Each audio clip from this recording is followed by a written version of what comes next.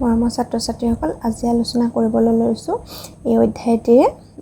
যিখিনি অতিৰিক্ত প্ৰশ্ন উত্তৰ কিছুমান থাকি গৈছে সেইখিনি আলোচনা কৰিবলৈ লৈছোঁ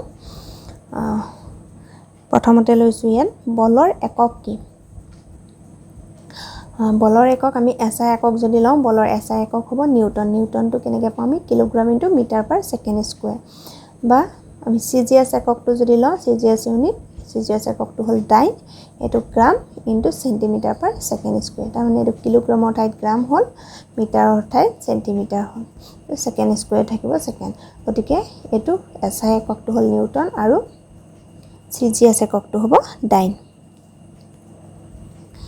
নেক্সট কোৱেশ্চনটো লৈছো নিউটন আৰু ডাইনৰ সংজ্ঞা দিয়া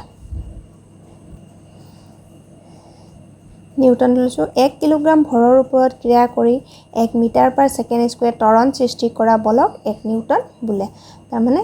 1 কিলোগ্ৰাম ভৰটো 1 কিলোগ্ৰাম হ'ব লাগিব 1 কিলোগ্ৰাম ভৰৰ ওপৰত ক্ৰিয়া কৰি 1 metre per second square 1 metre per second square ত্বৰণ সৃষ্টি কৰা বলক 1 নিউটন বোলে যেটো আমি F =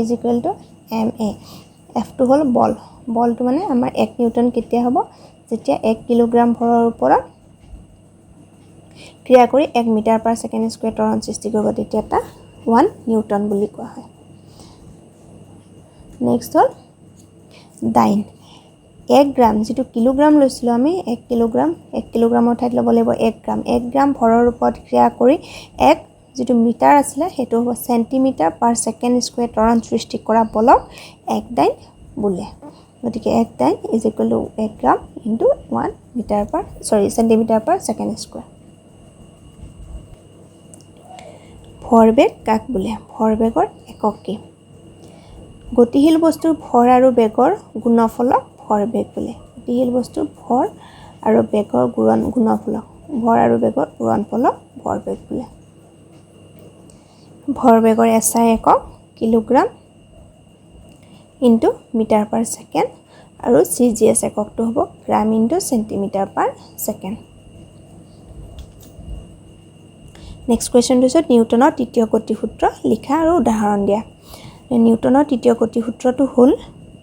প্ৰতিটো ক্ৰিয়াৰে সমান আৰু বিপৰীতমুখী প্ৰতিক্ৰিয়া থাকে অৰ্থাৎ ক্ৰিয়া আৰু প্ৰতিক্ৰিয়া সমান কিন্তু হেতু বিপৰীতমুখী হয় ক্ৰিয়াটো যেটো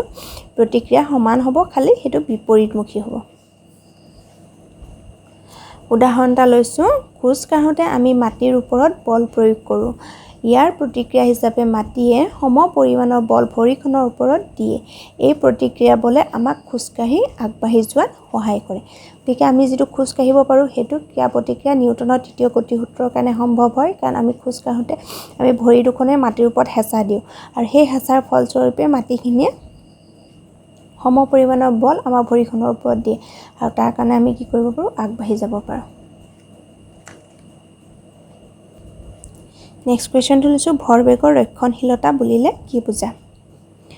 কোনো বাহ্যিক বলে ক্ৰিয়া নকৰালৈকে দুটা বস্তুৰ বল দুটাৰ মুঠ ভৰবেগ অপৰিৱৰ্তিত বা সংৰক্ষিত থাকে মানে যদি কোনো বাহিৰৰ পৰা বল প্ৰয়োগ কৰা নহয় তেতিয়াহলে দুটা বস্তু যেতিয়া লোৱা হয় সেই বস্তু দুটাৰ মুঠ ভৰবেগ অপৰিৱৰ্তিত থাকে বা সংৰক্ষিত থাকে মানে ভৰবেগৰ কোনো পৰিৱৰ্তন নহয় হেতুকে ভৰবেগৰ ৰক্ষণশীলতাৰ সূত্ৰ বোলে অৰ্থাৎ দুটা বস্তুৰ সংঘাতৰ আগৰ মুঠ ভৰবেগ আৰু সংঘাতৰ পিছৰ মুঠ ভৰবেগ একে থাকে যেটো সংঘাত হয় তাৰ মানে যেটো খুন্দা খোৱাৰ আগত যেটো ভৰবেগ হয় আৰু খুন্দা খোৱাৰ পাছৰ ভৰবেগ দুটা অপৰিৱৰ্তিত হৈ থাকে মানে সমান হৈ থাকে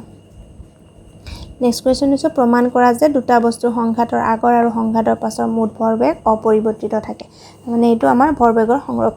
সংৰক্ষণশীলতাৰ সূত্ৰটো প্ৰমাণ কৰিব দিছে গতিকে আমি লৈছো ধৰা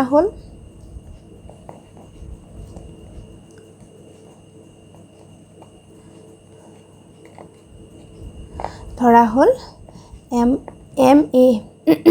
MA আৰু MB ভৰৰ বস্তু দুটা ক্ৰমে UA আৰু UB প্ৰাৰম্ভিক বেগেৰে এডাল সৰল ৰেখাত একে দিশত গতি কৰিছে একে ধৰিলে এইটো আমি বস্তুটো MA বুলি লৈছো এইটো বস্তু হ'ল MB বুলি লৈছো মানে MA আৰু MB এইটো হ'ল বস্তু দুটাৰ ভৰ আৰু যেটো আমাৰ গতি কৰিছে প্ৰাৰম্ভিক বেগ কিমান হৈছে যেটো MA হ'ল হেতুৰ হ'ল UA আৰু যেটো MB হ'ল হেতুৰ হ'ব UB তাৰ মানে A আৰু B বস্তু দুটা লৈছো গতিকে হৈছে বস্তু দুটাৰ ওপৰত কোনো বাহ্যিক অসন্তুলিত বলে ক্ৰিয়া কৰা নাই বস্তুটোৰ ওপৰত কোনো ধৰণৰ বল প্ৰয়োগ কৰা নাই এটো বস্তু এটা বেগেৰে গৈ আছে এটো বস্তু আন এটা বেগেৰে গৈছে কিন্তু দুইটা একেটা সৰল ৰেখাতে গৈ আছে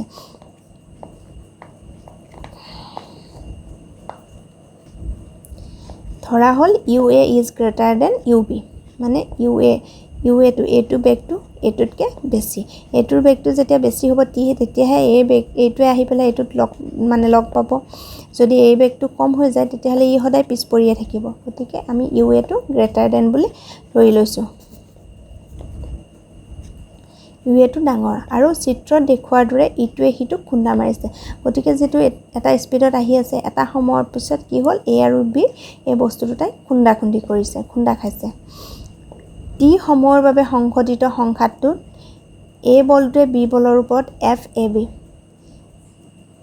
আমি ধৰি ললো ইয়াত যেটো খুন্দা খাইছে খুন্দা খোৱাৰ সময়টো T সেকেন্ড গতিকে A বলটোৱে B বলৰ ওপৰত বল প্ৰয়োগ কৰিব আৰু B বলটোৱে A বলৰ ওপৰত বল প্ৰয়োগ কৰিব গতিকে A বলটোৱে B বলৰ ওপৰত FAB বল প্ৰয়োগ কৰিছে আৰু B বলটোৱে A বলৰ ওপৰত FBA বল প্ৰয়োগ কৰিছে গতিকে BA প্ৰয়োগ কৰিছে গতিকে B টো আগত হ'ব A প্ৰয়োগ কৰিছে A টো আগত হ'ব আৰু সংঘাত মানে খুন্দা খোৱাৰ পাছত যেটো ভৰবেগৰ পৰিৱৰ্তন হ'ব বেগৰ পৰিৱৰ্তন হ'ব গতিকে বস্তুটো ভৰটো একেই থাকিব ভৰৰ কোনো পৰিৱৰ্তন নহয় গতিকে বেগটো সলনি হ'ল গতিকে অন্তিম বেগটো আমি ধৰি ললো MA যেটো ভৰৰ বস্তু হেতু হ'ল VA আৰু B যেটো বস্তু হে বস্তুটোৰ অন্তিম বেগটো হ'ল VB গতিকে হেতু লিখিছো বলটোৱে B বলটোৱে A বলৰ ওপৰত FBA বল প্ৰয়োগ কৰিছে আৰু ধৰা হল সংঘাতৰ পিছত বল দুটাৰ বেগ ক্ৰমে VA আৰু VB এই দুটা হল অন্তিম বেগ VA আৰু VB গতিকে সংঘাতৰ আগত A বলৰ ভৰবেগ কিমান হ'ব যেহেতু বস্তুটোৰ ভৰ MA আৰু UA MA হল বস্তুটোৰ ভৰ আৰু UA হল বস্তুটোৰ বেগ গতিকে A বলৰ ভৰবেগ হ'ব ভৰ ইনটু বেগৰ পূৰণফল MA UA আৰু B বলৰ ভৰবেগ কিমান হ'ব একে ধৰণে যেহেতু MB আৰু UB বেগেৰে গতি কৰিছে গতিকে MB UB গতিকে সংঘাতৰ আগত A আৰু B বল দুটাৰ মুঠ ভৰবেগ কিমান হ'ব এই দুটা যোগ কৰি দিলো MA UA plus MB UB দেখছো সংঘাতৰ পাছত সংঘাত হৈ যোৱাৰ পাছত A বলটোৰ ভৰবেগ কিমান হ'ব MA VA হ'ব কাৰণ যেটো সংঘাত হৈ যোৱাৰ পিছত অন্তিম বেগটো আমি V বুলি ধৰি লৈছো গতিকে VA আৰু B বলৰ ভৰবেগ হ'ব MB VB গতিকে সংঘাতৰ পিছত A আৰু B বল দুটাৰ ভৰবেগ কিমান হ'ব এই দুটা যোগ কৰি দিলো MA VA plus MB VB A বলৰ ভৰবেগৰ পৰিৱৰ্তনৰ হাৰ A বলৰ ভৰবেগৰ পৰিৱৰ্তনৰ হাৰ কিমান হ'ব A বলৰ ভৰবেগ কিমান আছিল MA UA আৰু অন্তিমটো আছিল MA VA গতিকে যেটো পৰিৱৰ্তন হ'ব গতিকে এই অন্তিমটোৰ পৰা প্ৰাৰম্ভিকটো বিয়োগ কৰিব লাগিব গতিকে বিয়োগ কৰিলে আমি পাম MA VA minus UA আৰু যেটো পৰিৱৰ্তনৰ হাৰ বুলি কৈছো গতিকে T সময়ৰ বাবে খুন্দা খাইছিলে গতিকে T একে ধৰণে B বলৰ ভৰবেগৰ পৰিৱৰ্তনৰ হাৰটো কিমান হ'ব MB VB minus UB by T একে ধৰণৰ কাৰণ B বলটোৰ কাৰণে কি আছিল MB UB এটো আছিল প্ৰাৰম্ভিক MB VB এটো আছিল অন্তিম গতিকে অন্তিমটো বিয়োগ আৰু প্ৰাৰম্ভিক গতিকে MB UB বিয়োগ কৰি দিলো বিয়োগ কৰিলে MB কমন ললো গতিকে থাকিল VB minus UB থাকিল যেটো পৰিৱৰ্তনৰ হাৰ বুলি কৈছো গতিকে T ৰে হৰণ কৰিছো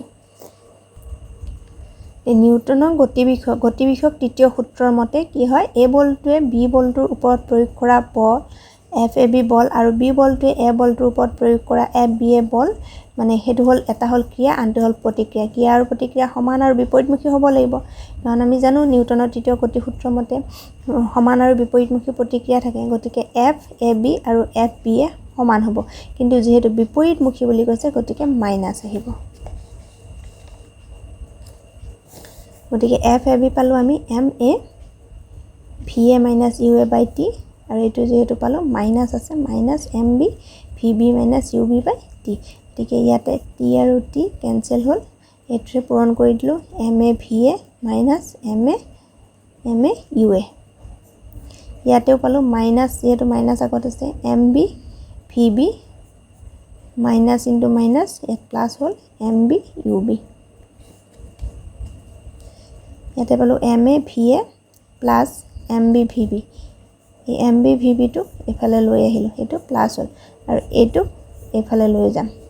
গতিকে কি হল MA UA plus MB UB গতিকে MA UA plus MB UB এইখিনি এফালে লৈ আহিছো এই গুটেইখিনি এফালে লৈ গৈছো গতিকে MA UA plus MB UB MA VA plus MB VB